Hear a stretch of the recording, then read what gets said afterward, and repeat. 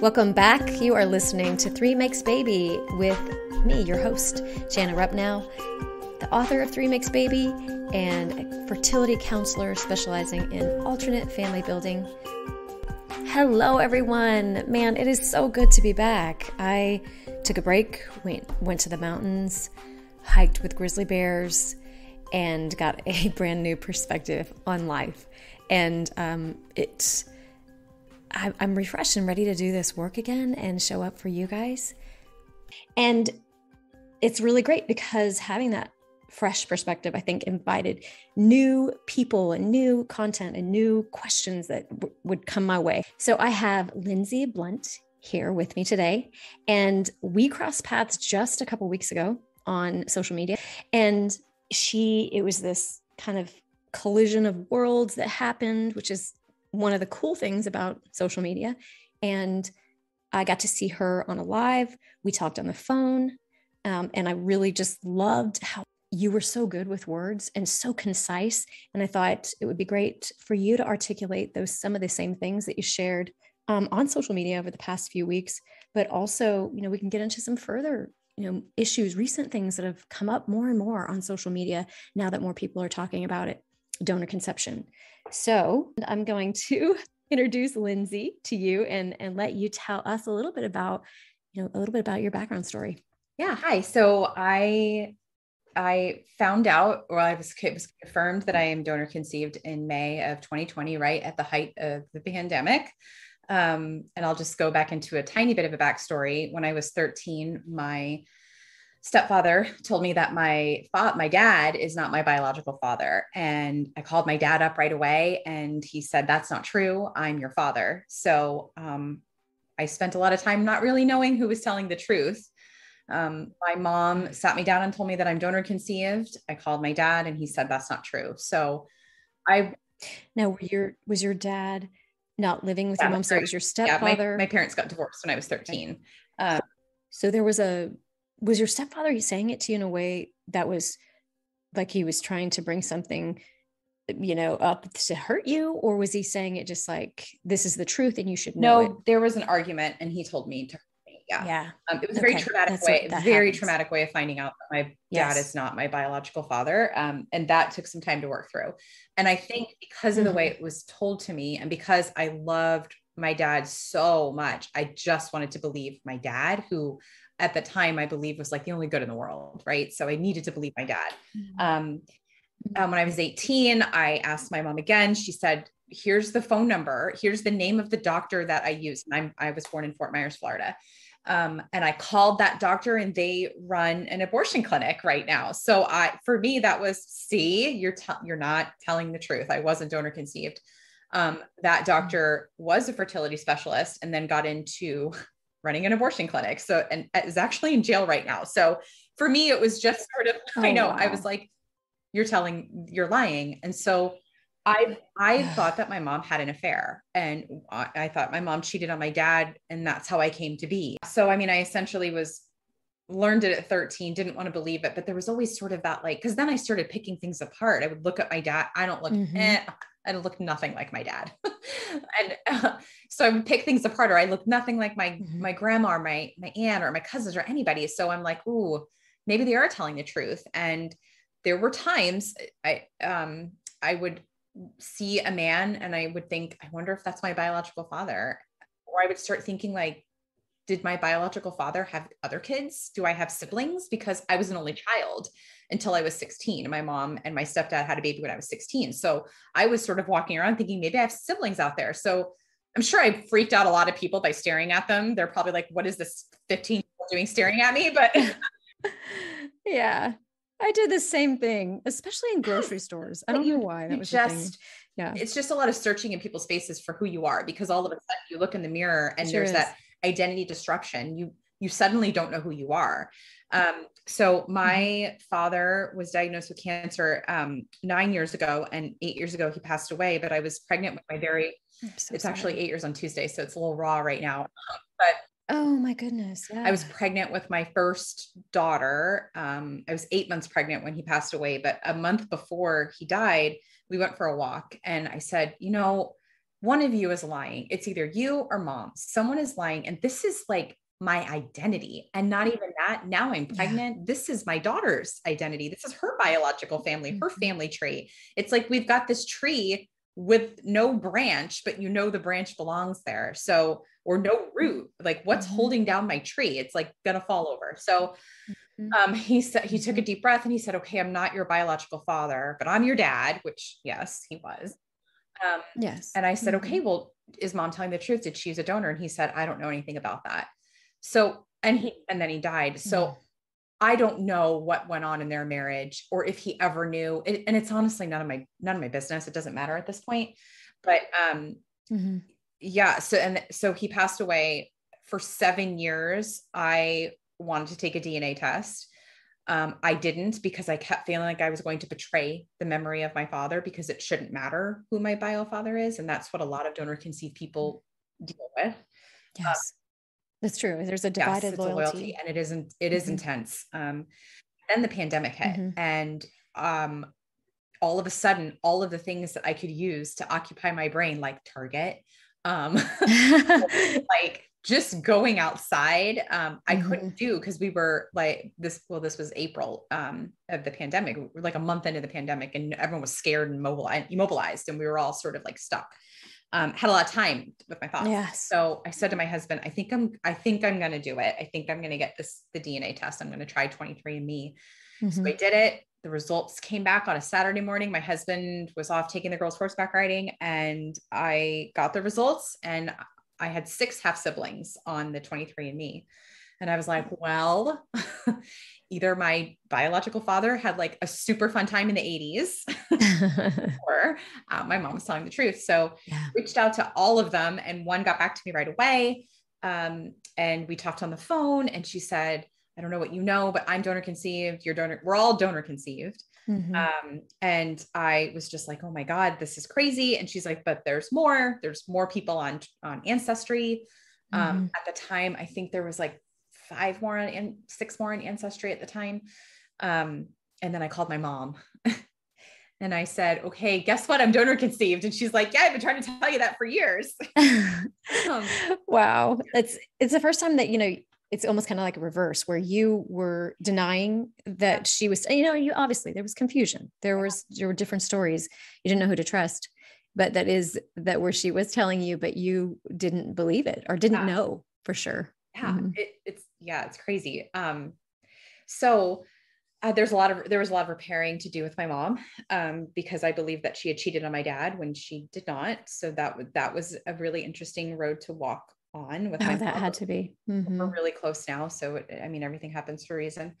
I connected a lot with my siblings. And when my mom was telling me in like my 20s, no, I used a donor, and I started to do research on what does it mean to be donor conceived. And I found out that you could have a donor ID. And I asked my mom, where's the contract? Where's the donor ID? You need a contract. And she's like, all I know is that he was in med school and he had blue eyes. That's all I know. It's usually just a couple pieces of information that parents will remember. They'll kind of grasp onto that. In the late 70s, early 80s, that's all you could know. You could only pick eye color, and that was it. And it's interesting because, and that's true. There's very little you can know. And then there is still just, for whatever reason, even when you do know more, there are just certain, it's almost like 1 or 2 or 3, a handful of things that they'll gather and keep and then pass on. And that's the story. Hearing what the donor wants you to know, and let's not forget, if you're using a donor in the US, they want to be a good donor so they can get paid, right? So it's almost like meeting someone on Match.com. They're not going to put all of their horrible things on Match.com. No one's ever going to message them, right? So the donors are going to put their best foot forward.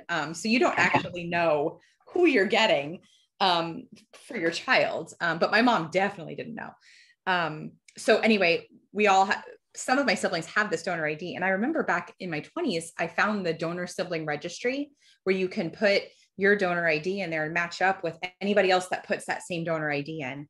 And I was like, it was just this 4 4 numbers that I didn't know that could have unlocked my family. And I find out that my siblings that I am now recently connected with, they've been on the DSR for 13 years. They've forever. They knew the number. They knew the number. And then one of them just said it. And it was just so amazing just to have the number out in the air. Like there it was all these years, and here it is. And she just said it. That was really surreal. Oh, I bet.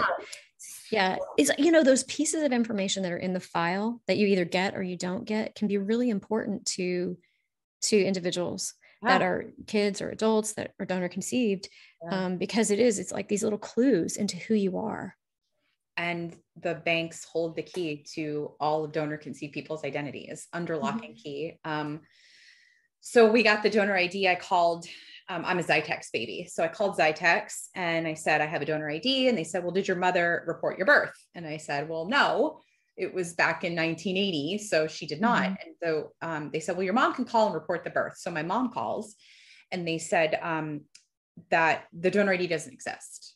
And then a few months later, I called and they said there was a fire and the records were destroyed. And then one of my siblings called and they said there was a flood, which is a big thing for banks to do to donor conceived people trying to find out medical information or really anything. So that's just a side note. But so no one knew who our biological father was.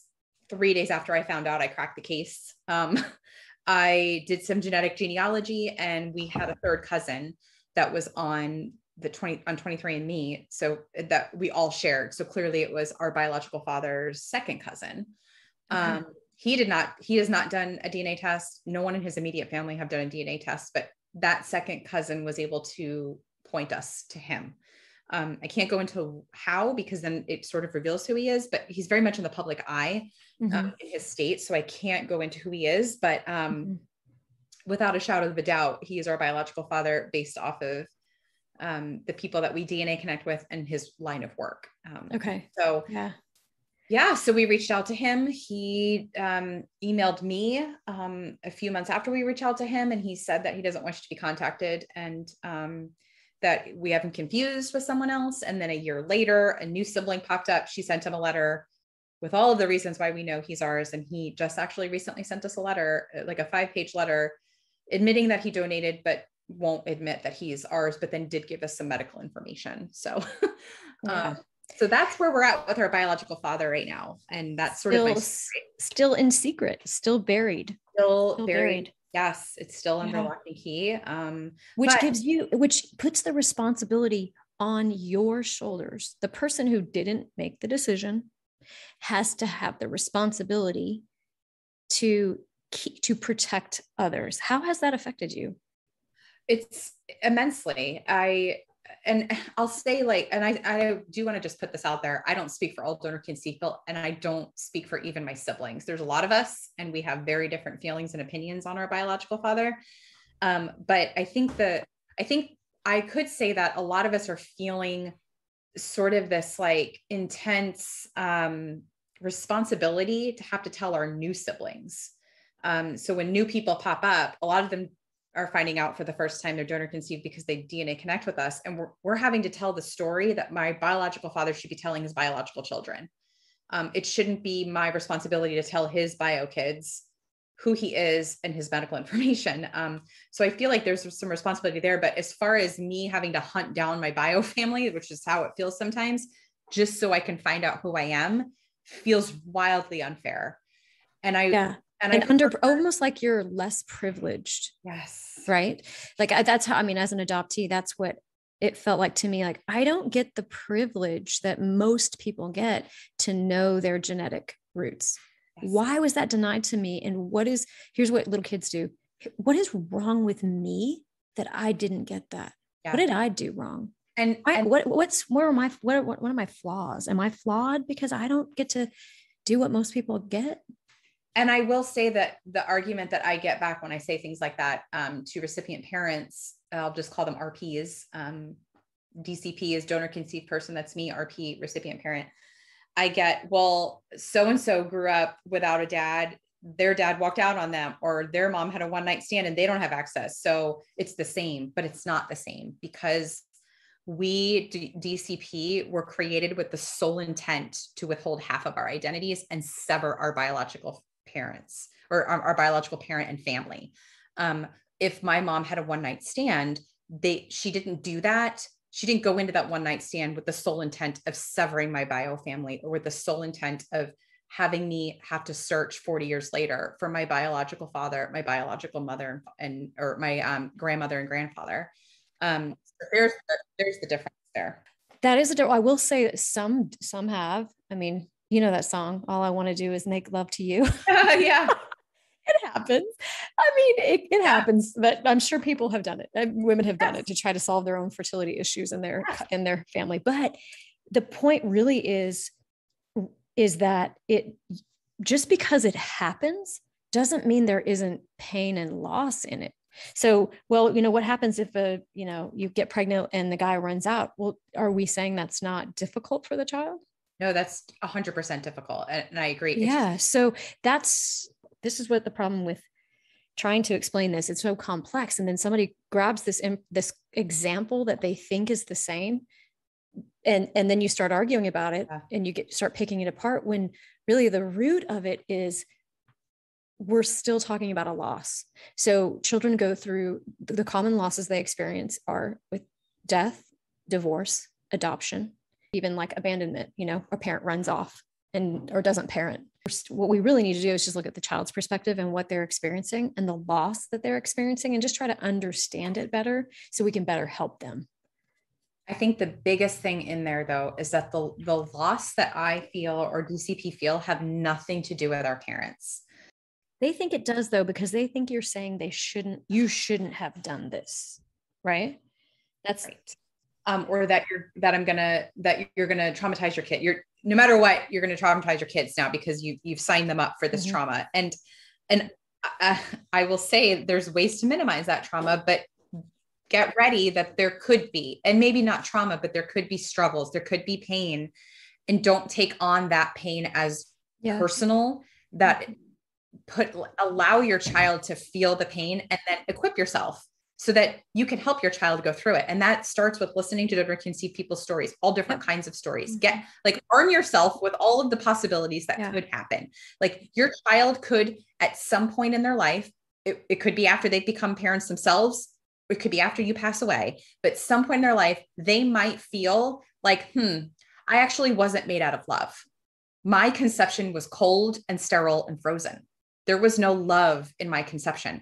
Wait till your kid learns about how snowflakes, if there's like, I don't know if you've seen this, but like when they're frozen, or I think it's a plant or something, but if you like talk really bad to it, if it's negative, it's not made of love, it like dies and it looks different. Like not the DNA, but the composition of it is different. But then if it's like around something beautiful and loving and love is introduced, it changes. So when I learned that in my DCP mind, I was like, at the root of how my conception was not created out of love. My mom felt love maybe at the moment of conception, but my biological father did not, because he sold me. He gave me away. He didn't even care what home I ended up in. So what you're saying is your biological father, who contributed, to your conception, didn't have the same feelings. Yeah, he didn't, as your mom and your dad. No. So even though the intention of you was created in love, what you're saying is the act itself wasn't. Right. Okay. Yeah. Which is true, right? I was conceived in a medical office. I was thought out. Half of me was thought out and inseminated. That's not an act of love, right? By another doctor. Like it's just a very cold and clinical way to be created. That doesn't mean that I am now set up to be like a monster. That's not what I'm saying at all. I had parents that loved me, right? Well, but IVF babies are also formed that way. Yes. But it's the still genetic components of their mom and their dad. And they are, and that is, to me, I see that as an act of love, because you love each other. You want to, care, you want to combine your DNA with each other to produce something. So it's a product of your love. So that's kind of the way I see it. So, and I don't want to get too mixed. This is why I do podcasts. I want us to be able to talk this through, because I'm hearing the listeners going, well, wait a minute. Are you saying all IVF babies aren't weren't made in love, and that they would argue with you on that, I can also hear an RP say like, great. So now you're saying I didn't make my kid out of love, which I absolutely made my kid out of love. Yeah. And they were so wanted. And now they're going to be mad at me. I will say, don't take it personal. I am not talking about the choices my mom made. I'm actually kind of talking about my biological father. Or how about allow me, your kid might experience this. So be equipped for this conversation that might come up, but allow me to feel that pain or that struggle that I wasn't created out of love. It's the truth. It's okay. Now I'm going to work through it. And I have worked through that and I'm fine now, but being able to say it out loud, there's a shame for me to even to admit that when it's true. Sure. Yeah. And I get that because so wanted conversation pops up here too. And we can touch on that if you want to. Yeah. But let's wrap this one up, because what I want to say is that, first of all, Lindsay said, it's so important to listen to, don't take it personal, to listen to what she's feeling and not make it about you, not making it about us, the parents. I'm going to say us because I'm that way. I'll take on the parent role right here. I'll kind of role play. We'll role play here. So when we're saying, that you, Lindsay, and this is important, feel that, you were when your conception wasn't made in love. And therefore that makes you feel what? Tell me then, let's go further so they can understand your feelings. Yeah, I would say that it makes me just feel different and different. A little like, yeah. And yeah, I guess different is probably the word, different than other people who were made out of love, or different than both sides of someone's identity came together to make love. Both sides of my identity did not come together for that. Mm-hmm. Only one side. And I would say, instead of trying to argue me out of that feeling, or to automatically get defensive and say like, no, I really love my kid. I can hear my mom saying, I loved you. I wanted you. Like, you came from love. Instead of doing that, just stop yourself and say, I hear what you're saying. And I hear that is your pain and that is your experience. Yeah. And just sit with it. Allow your kid to sit with it. And I'm going to play the parent right now. And I'm going to say this as the parent. Tell me more about, feeling different, because I can understand what you're saying, that would make you feel different. I can understand that. So tell me more about what then feeling different, how that's impacted you in your life.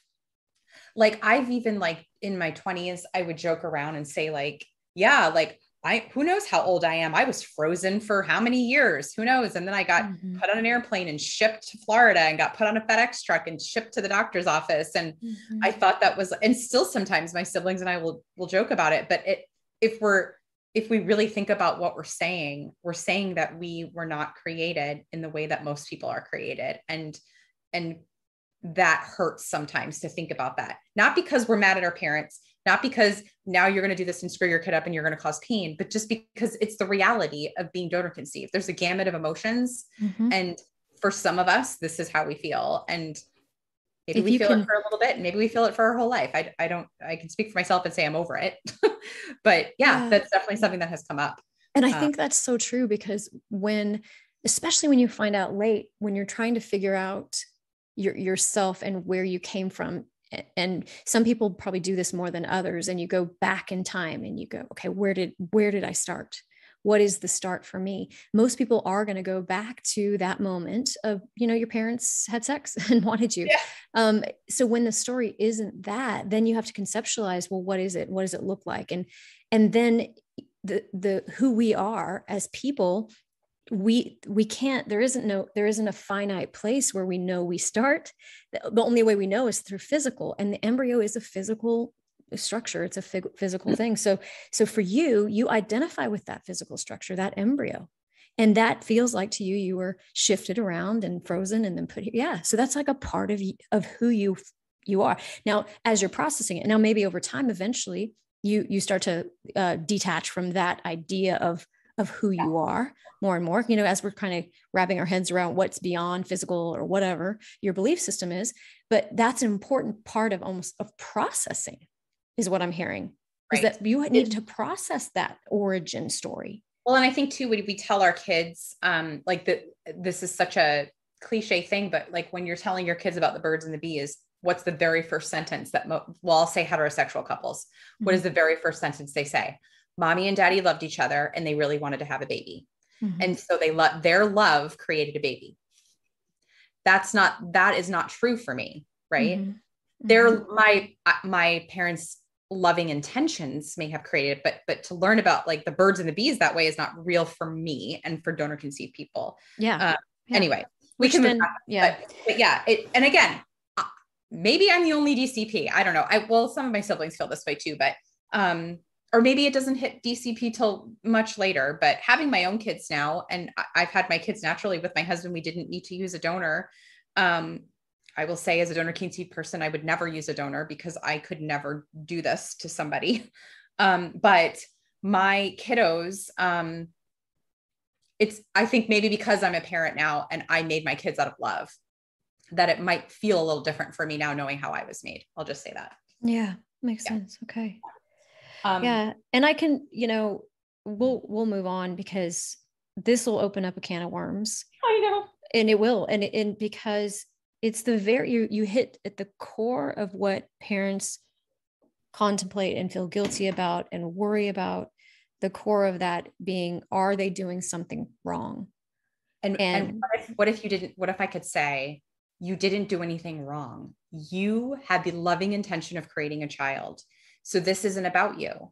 This is just your child could one day feel this way. Accept it now, work through it now, so that when they come to you and say things like this, you don't automatically talk them out of this feeling. Yeah. That instead you just allow to sit with them. I think that's the biggest thing about, I'm not a perfect parent. I'm sure I'm screwing my kids up somehow. Trust me, we all do. Like no one's perfect, right? Mm-hmm. But if somebody said to me like, hey, this thing you're doing right now, like when you're telling your kid this, in 5 years from now, it's going to cause a little bit of a discomfort for them. I would want to know. So I could, instead of taking it personal, like I did this to them, I could say like, what can I do to prepare myself to help her through this then?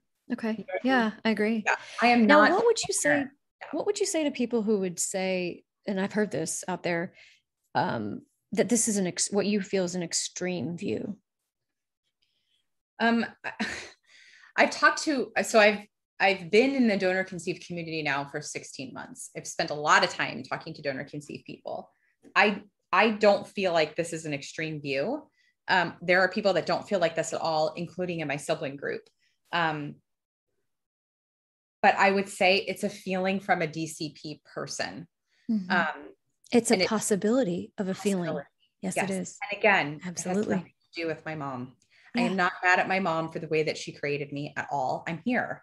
I'm mad at the industry. And I get a little upset and my mom has allowed me to process and allowed me to say things like this, but I get upset when an RP wants to fight me on the way that I feel, because they're making it about themselves. There's nothing to do with it. Yeah. Very good. And so what that, I think that's really important is what you just said is this, it's not an extreme view. It's a possible view. Yeah. It's very possible. It's very real and it's normal and it's part of our psychological development. It's, not likely you'll stay in this place. No. That you are today, 5, 10, 20 years from now, you're probably going to be in a very different place because we're constantly changing. Well, and this is the process. And for some, I know that like open ID until 18 or whatever it's called. Your 18-year-old after 18 years of not knowing who their bio parent is might feel this way, or might feel a lot of ways that DCP say. That 18 years is a long time not to know where you come from. So there are parents out there that think if they tell early, then that's it. That's all they have to do. They're pretty much done. And, their kid knows, and they're not going to have this possibility of a viewpoint may not happen. I think telling early is the bare minimum. I think telling early is exactly what you should be doing, but telling early, but then also getting ready to support your kiddo and then your adult child through being DCP needs to happen. Also celebrating the other 50% of who your kid is. Yes. I mentioned this when I did a live with Connecting Rainbows, but I said 50% of me feels very worthy. My mom and my dad did they're amazing people. Most DCP grow up in really amazing, loving homes. Mm-hmm. That's not the exception. That's the rule. Most of us grew up that way. Not all, but most of us. And they made me feel worthy every single day. My dad's not even here, and I still feel like he makes me feel worthy, which is awesome. That's awesome. Yeah, absolutely. So, but that's only 50%. There's another 50% who doesn't make me feel very worthy, who won't even return my phone calls, who pretends I don't exist, who sold me wanting nothing to do with me. That doesn't make me feel worthy. So when I hear I'm so wanted by my parents, it feels like they're just ignoring that other 50% that didn't want me. Mm-hmm. And not even just my bio father, but like grandparents and uncles and all of like the family that comes with it. Mm-hmm. I think this first generation, if I had to sum up what this first generation of DCP are saying, is that whether or not the donor thought this could be a thing, whether or not they signed up for this, it's here. This generation of adults have grown up wanting our bio family. Mm-hmm. We feel like we were severed and we want our bio. Not all, again, not all, mm-hmm. but the majority of donor conceived people want to know our bio family. It's actually a human right. The UN put out that it's a human right to know where you come from.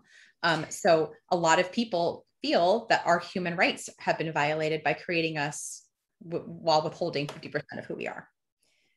So yeah, it's like you feel kind of back to what you were saying, that it's half of you. Reminds me of the podcast Half of Me with Allie. I don't know if you've listened to it. Yeah, I have. Yeah. She's going to be a guest up again, the next guest too. So, but you feel conflicted because it's half of you. So, and you know, in David Brzezinski's book, Being Adopted, The Lifelong Search for Self, he quotes research that says that, or he says 100% of adoptees search in their mind.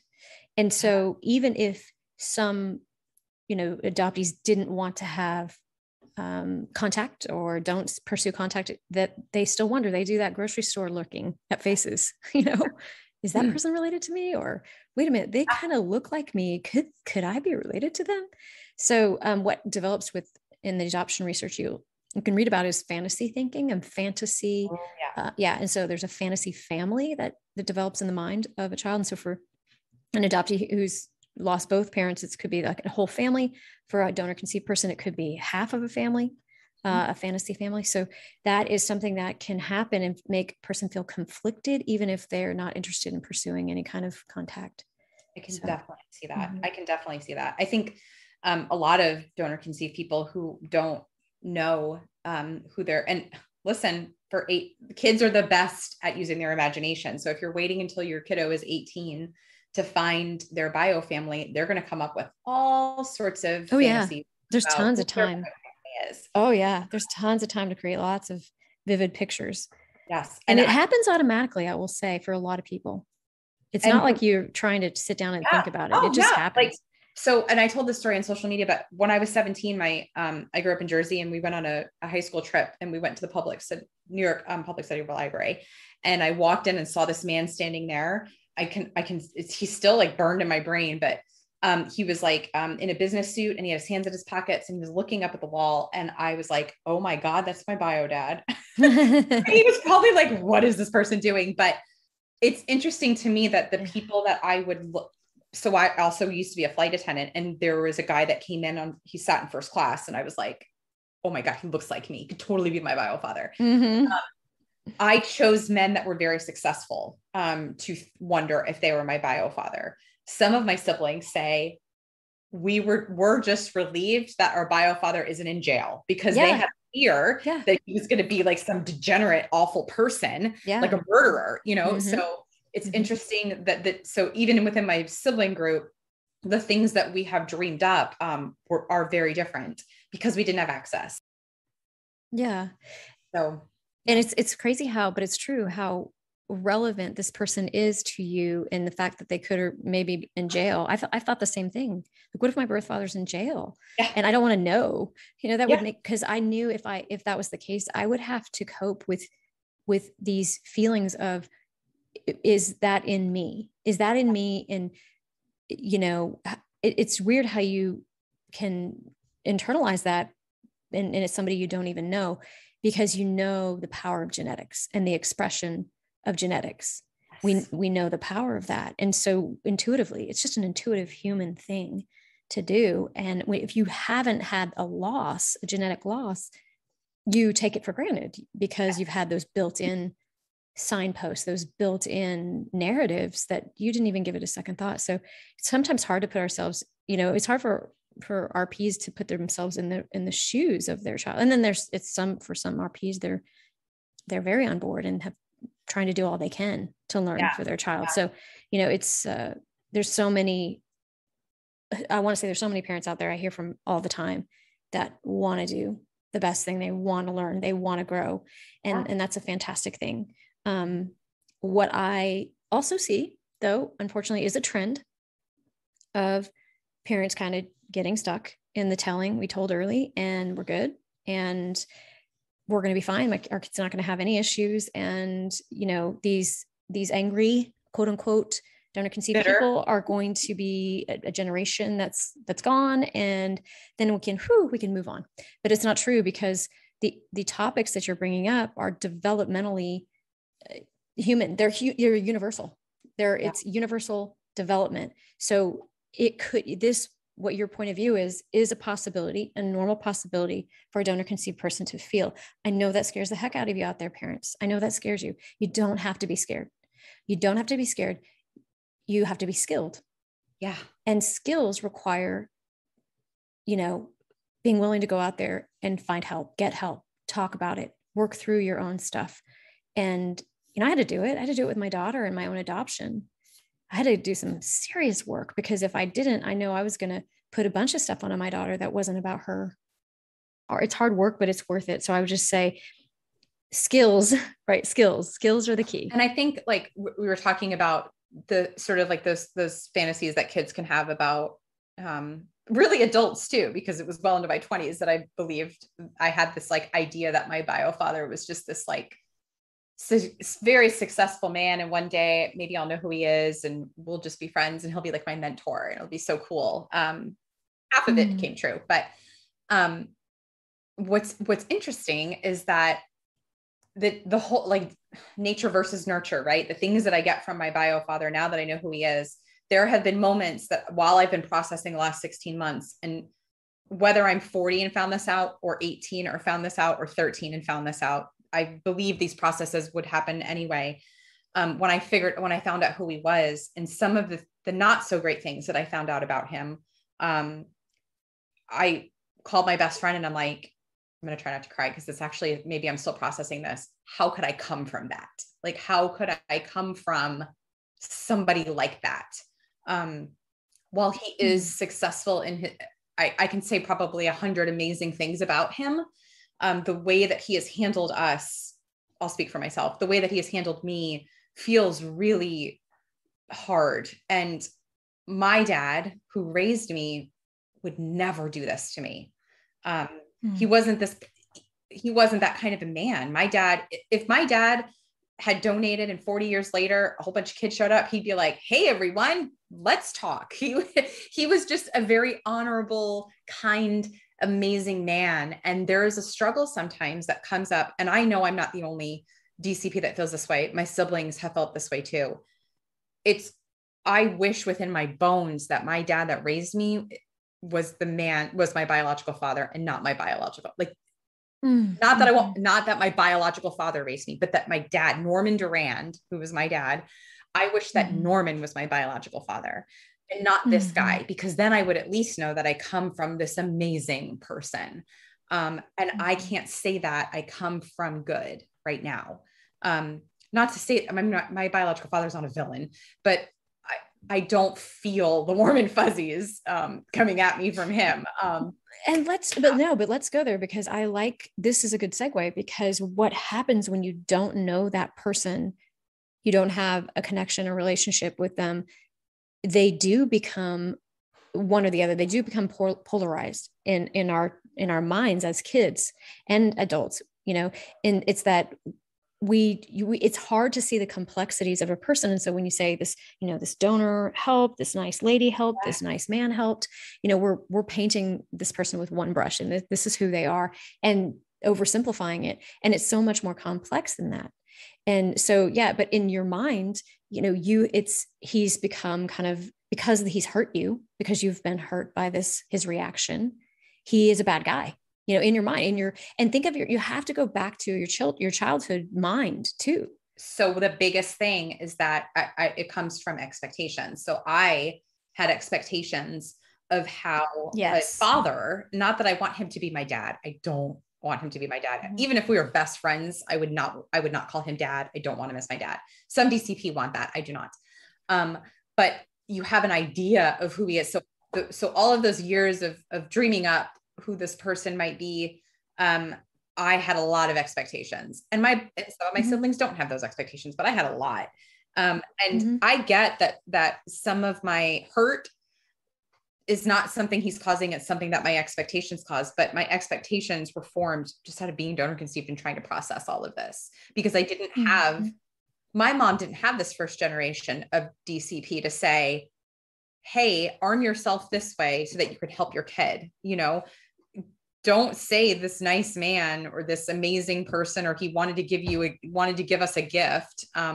Don't say things like that, because that can be hurtful to some DCP and could be hurtful to your kid. My mom says all the time now, man, I wish I had the info that these new RPs have. Oh my God. She's like, I would do things so differently. For one, really? She would find my siblings.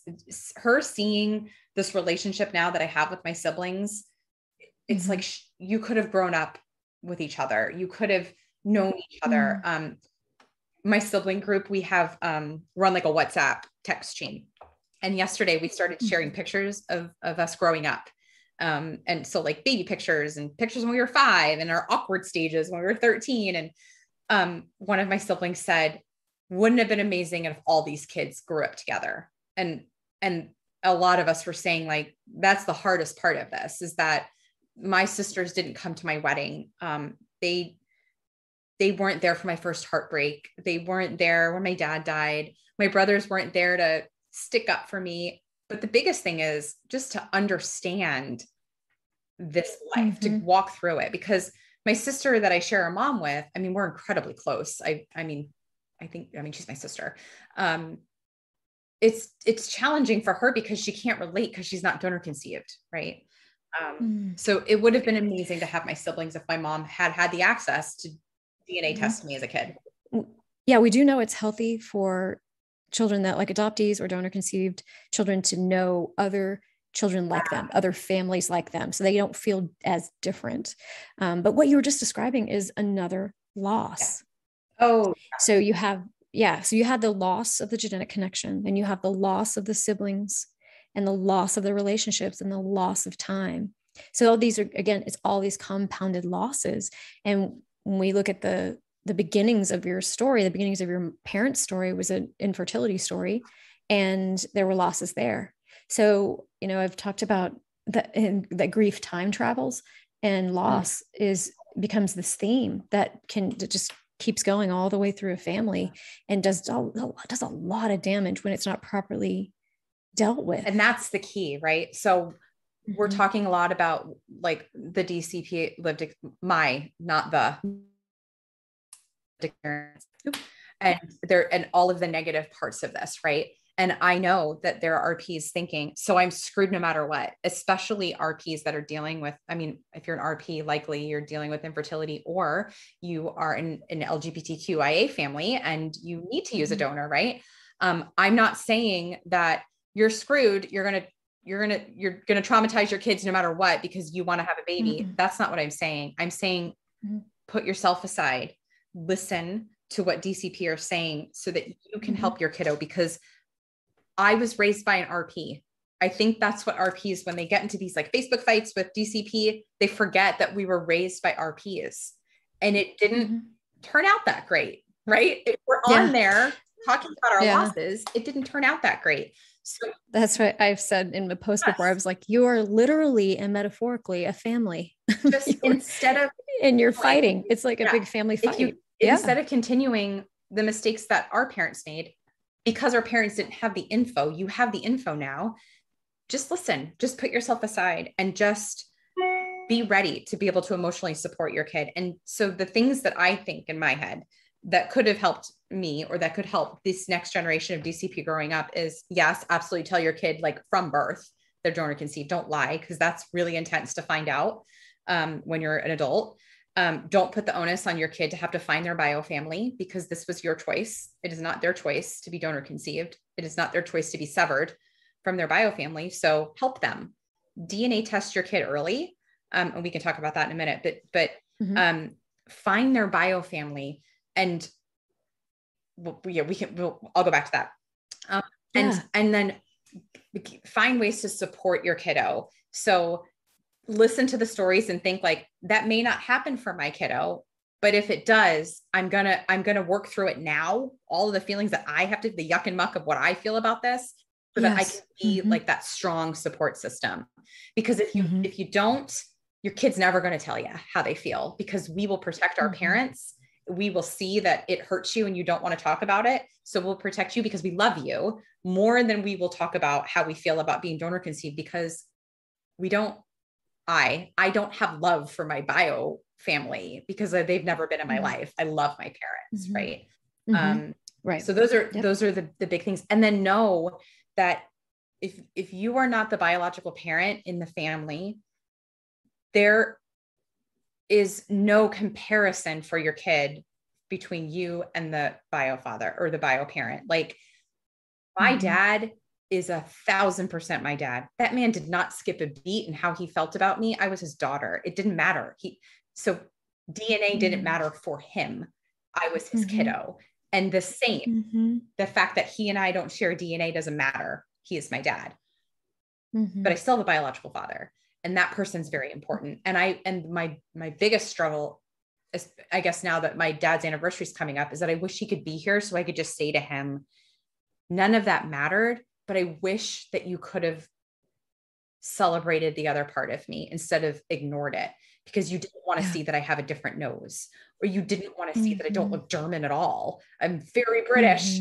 You didn't want to see that I have these like ridiculous dreams to like be a university president someday. And that didn't fit in our family of plumbers and nurses.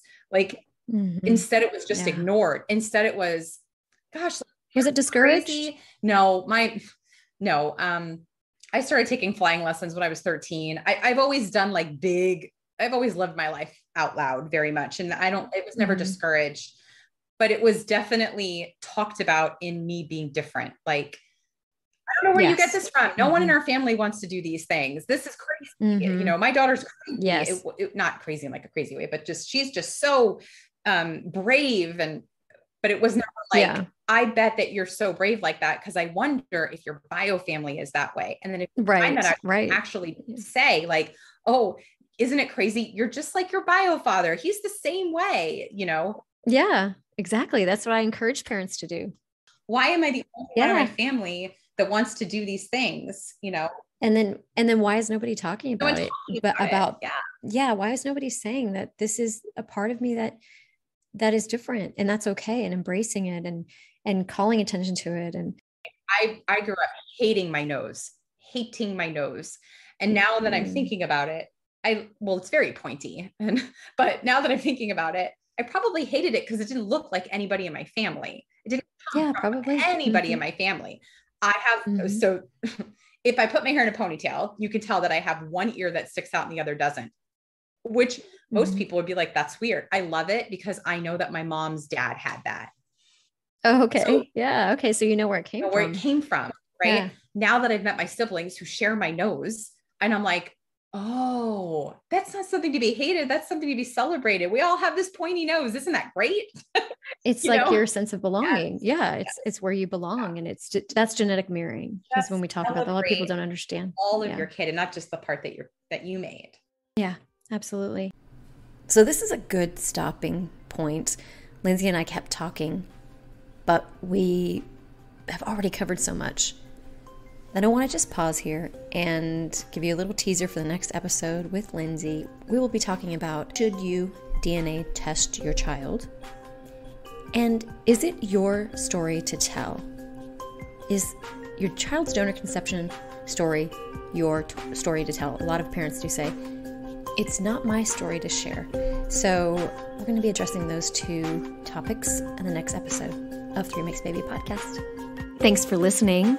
If you would like to follow for more content, you can go to my Instagram and Facebook account at Jana Rupnow LPC, or follow 3 Makes Baby on Instagram. You can get a copy of my book and the companion workbook to 3 Makes Baby on Amazon. If you like this podcast, be sure to like and subscribe. Have a great day.